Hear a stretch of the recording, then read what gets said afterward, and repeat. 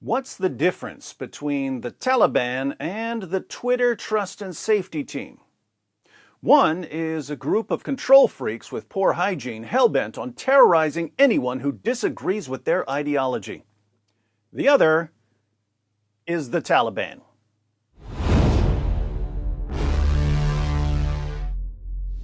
I'm not on Twitter. I've been locked out of my account since 2019 because I refused to take down a tweet that the morons on the Trust and Safety Team said contained footage of graphic violence, even though it didn't contain any graphic violence whatsoever. In reality, they simply disagreed with something I said, but I hadn't violated any rules, so they did what the Trust and Safety Teams always do. They made something up. And when a bunch of losers sitting in their safe spaces are given complete control over what people are allowed to say, making something up is all they need to do. So now I get my news about Twitter from other people. Yesterday, the apostate prophet posted this. I was banned from Twitter for protesting religious persecution, but I'm happy that at least the Taliban is allowed to have a Twitter account. Notice that he posted this on YouTube because he's been permanently banned from Twitter. Why was he banned from Twitter?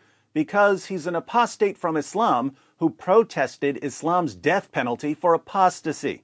That was too much for the Twitter Trust and Safety Team.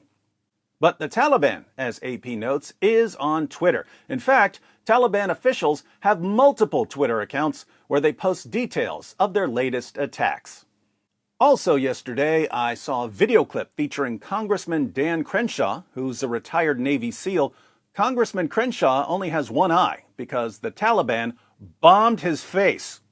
He also pointed out Twitter's hypocrisy in banning Americans for being on the wrong side of just about any issue while allowing the Taliban to post freely. He tweeted, "Hey, Jack Dorsey, why does the Taliban get an account? You see why Americans are pissed about your BS standards?" As I mentioned, the Taliban actually has multiple accounts and two spokesmen. One account is the official Twitter account of the spokesman of Islamic Emirate of Afghanistan, Zabihullah Mujahid. Notice this guy has over 300,000 followers.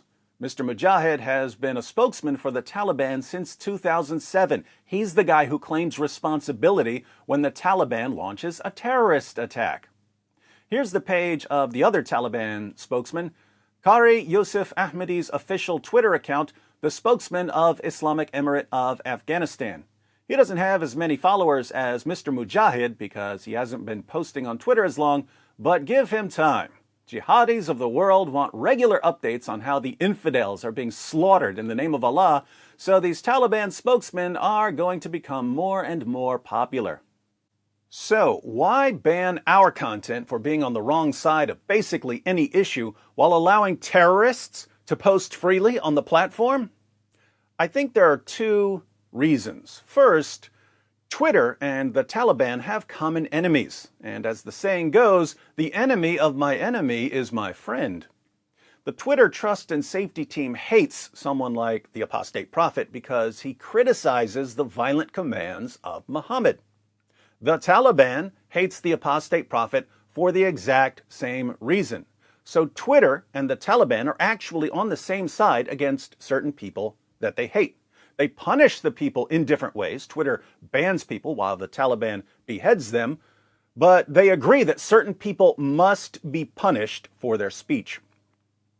Second, Twitter and the Taliban have similar personality types. When it comes to disagreements, there are basically three kinds of people. One, there are people who don't really care what other people believe. They don't want to argue. They say, look, whatever you believe, that's up to you. I really don't care. Let's talk about something else. Two, there are people who do care what other people believe. If they disagree with someone, they want to show that they're right and the other person is wrong, but they do this by offering their reasons for what they believe. They say, oh, you think I'm wrong? Well, let me give you my evidence for why I'm right. After they've presented their reasons, if you still disagree with them, they might think that you're stubborn or something, but beyond that, they're done. They say, look, I've given you the evidence. If you don't see it, that's on you. 3, there are people who can't stand the thought of anyone disagreeing with them and who believe that anyone who disagrees with them must be destroyed. They say, "What? You think I'm wrong? Well, then I have to punish you for your blasphemy. I have to ban you or harass you or get you fired or get you canceled or ruin your life or execute you. But under no circumstances am I going to allow you to freely disagree with me. I'm just not. You racist, you bigot, you infidel." Notice that the Taliban and the Twitter Trust and Safety Team both have that third personality type. You have to agree with them or else. Different blasphemy laws and different punishments for blasphemy, but they have the exact same mentality. So that's my theory about why Twitter allows terrorists to tweet, but bans critics of terrorism. If you have any other thoughts on this, please share them in the comments section.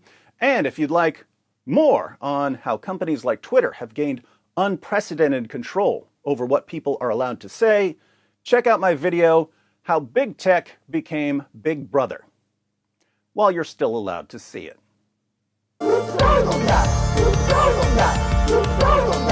It just backfired on you.